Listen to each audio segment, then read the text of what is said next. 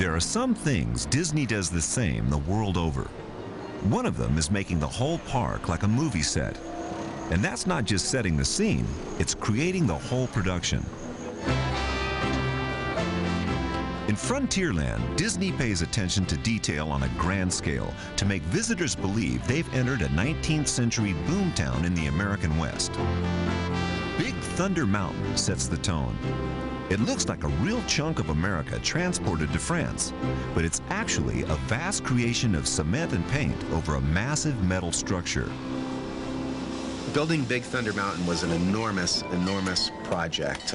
We have on our staff the greatest rock work sculptors and painters in the world. Anywhere in the world, you will not find better craftsmen than those that we have. The result is a very convincing mountain that tells a story about a mine and a runaway train and is home to a great roller coaster ride. Big Thunder is always one of the most popular attractions in all of the Disney parks. It's just a great classic blending of high thrill, whimsy, and comic events. Parents can ride it, but 10-year-olds can ride it as well.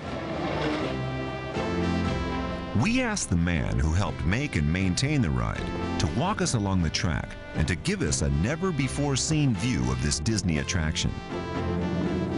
The first impression that the guest gets firstly is he's plunged into darkness, so he doesn't know where he is. And the first thing he sees as he comes round the corner, there's a little light at the end of the tunnel, which is right at the top, and he just doesn't know what to expect. And he pops up just here.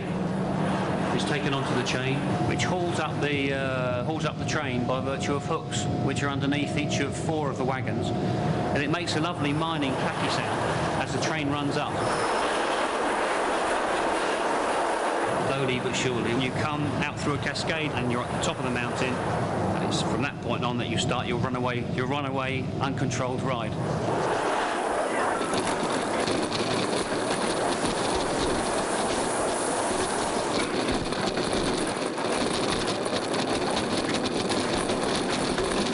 Train comes along a flat section.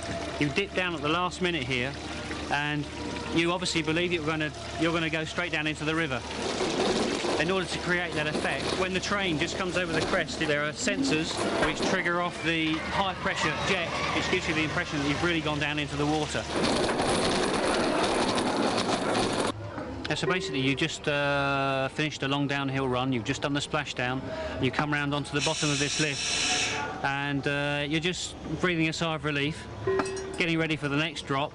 And basically what we set up here are a number of animated figures. There's a goat here just behind you, there are a couple of donkeys, and it basically brings you back into the story and lets you calm down before you get dropped again for the next runaway section of the ride.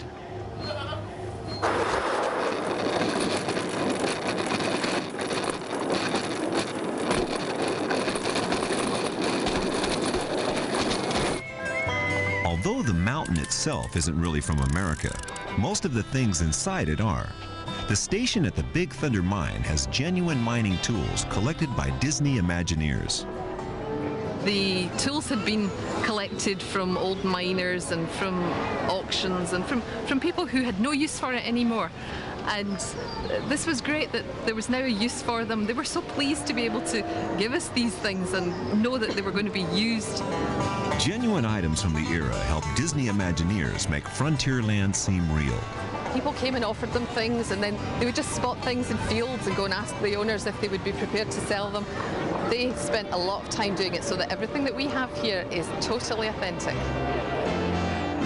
Well, maybe not the horseshoe prints, but the overall effect definitely gives you a taste of the Wild West.